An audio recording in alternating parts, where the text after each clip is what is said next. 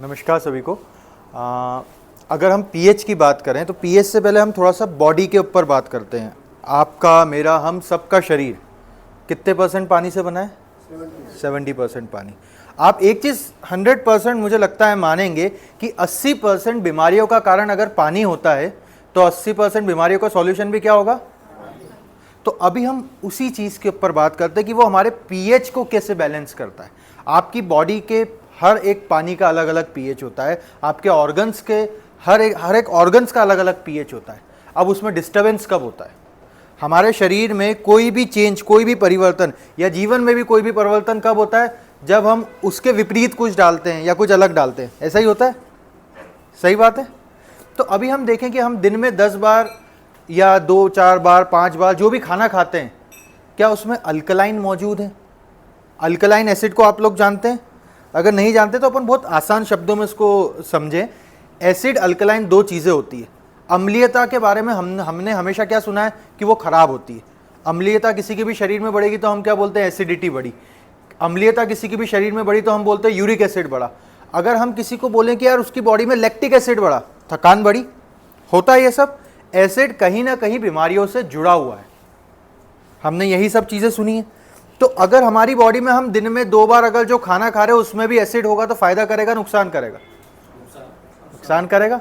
हम दिन में ज़्यादा क्या बोलते हैं, हम मसाले ज़्यादा खाएंगे तो वो एसिडिटी बढ़ाएगा कि कम करेगा? मसालों को तलने की बात कर रहा हूँ। वैसे तो बहुत से मसाले हमारी औषधियाँ हैं, लेकिन हम उसको तल के गल के जो खराब कर देते हैं ना, उससे बॉडी में एसिडिटी बढ़ती है और वो अलग अलग ऑर्गन्स पे जाके अलग अलग काम करती है। अब जैसे हम पेनक्रियाज की बात करें, किसी भी व्यक्ति को शुगर कब होता है? जब पेनक्रियाज इंसुलिन बनाना कम कर देता है। सही कह रहा हूं मैं? अगर पेनक्रियाज इंसुलिन बनाना कम कब करेगा? जब उसके ऊपर और भी कुछ काम आ जाएगा।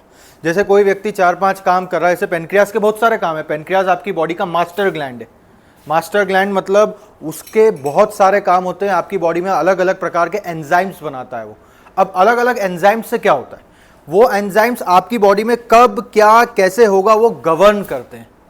तो अब पेनक्रियाज के ऊपर अगर हमने एसिडिक स्ट्रेस को दूर करने का भी बर्डन डाल दिया, क्योंकि आपकी बॉडी में जब एसिड बढ़ेगा तो पेनक्रियाज पे एक लेयर चढ़ जाएगी, एसिडिक स्ट्रेस की लेयर चढ़ जाएगी।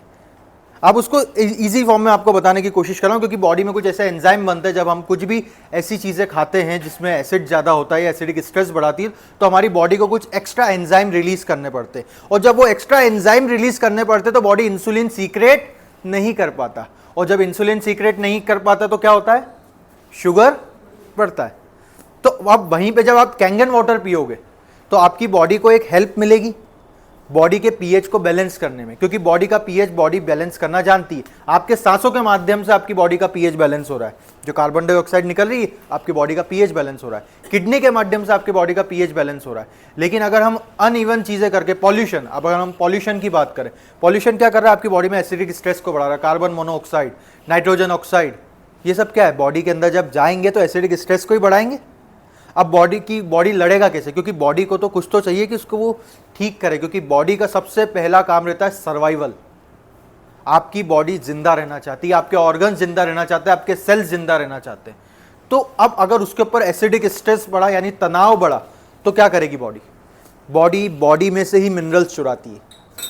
बॉडी में मिनरल्स कहाँ होते हैं? हमारी हड्डियों में, हमारी बोन्स में, हमारे लिगामेंट्स के आसपास। तो अगर आपकी बॉडी में हड्डियों में या बोन्स में किसी भी चीज में मिनरल्स की कमी होगी, उसको हम क्या कहते हैं? Mineral deficiency. आज ये हर दूसरे तीसरे घर में सुनने को मिलता है। क्यों? क्योंकि बॉडी को तो जरूरत है मिनरल्स की, हम एक्स्ट्रा कुछ नहीं दे पा रहे। आपके खाने में क्या मिनरल्स हैं?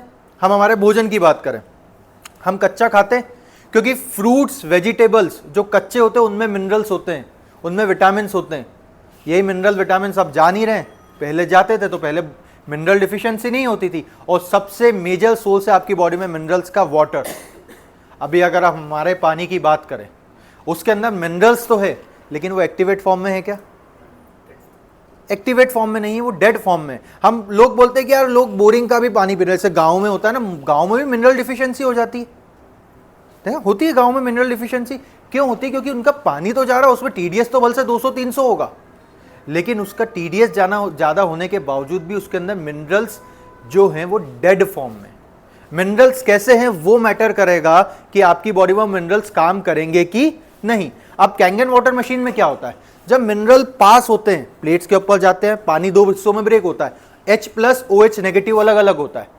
आपने देखा होगा ना कि अपने पानी में जब हम हल्दी डालते हैं तो हल्दी लाल हो जाती है। वो हल्दी डेफिनेटली एक पीएच इंडिकेटर है, लेकिन उसके लाल होने का एक और कारण है, क्योंकि आपने तो वही पानी दिया जिस पानी से हल्दी लाल नहीं हुई थी। क्यों होता है ऐसे, उसके पीछे एक साइंटिफिक रीजन है, बड़ा सिंपल सा रीजन है। मशीन में प्लेटिनम टाइटेनियम की प्लेट से मशीन पानी को तोड़ती है, OH अलग हुआ, H प्लस अलग हुआ, H2O होता है तो OH अलग, H प्लस अलग। अभी एक रिएक्शन हुई तो OH क्या होता है, नेगेटिव होता है, नेगेटिव। और जो हमारे कैल्शियम, मैग्नीशियम, पोटेशियम, ये जो मिनरल्स होते हैं ये पॉजिटिव होते हैं, तो नेगेटिव के साथ में पॉजिटिव जुड़ेंगे, और जो पॉजिटिव निकलता है अपने पानी से H प्लस, उसके साथ में क्लोरीन जुड़ता है। जो हम बोलते हैं ना कि हमारी मशीन के पानी से क्लोरीन रिमूव हो जाता है, या कोई से भी अनवांटेड केमिकल रिमूव हो जाते हैं, क्योंकि वो नेगेटिव फॉर्म में रहते हैं। अब अगर नेगेटिव चीज़ें निकल गई, क्लोरीन निकल गया, तो आपका पानी सेफ हो गया। क्लोरीन सबसे हजार्डस चीज़ है, मैं आगे उस चीज़ के बारे में और आप लोगों को बताऊंगा। अगर हम NO की बात करें, नाइट्रोजन ऑक्साइड भी कभी कभी पानी में रहता है, वो भी नेगेटिव रहता है, तो वो अगर आपकी पानी से आपके शरीर में जाएगा, हार्म करेगा, नुकसान करेगा।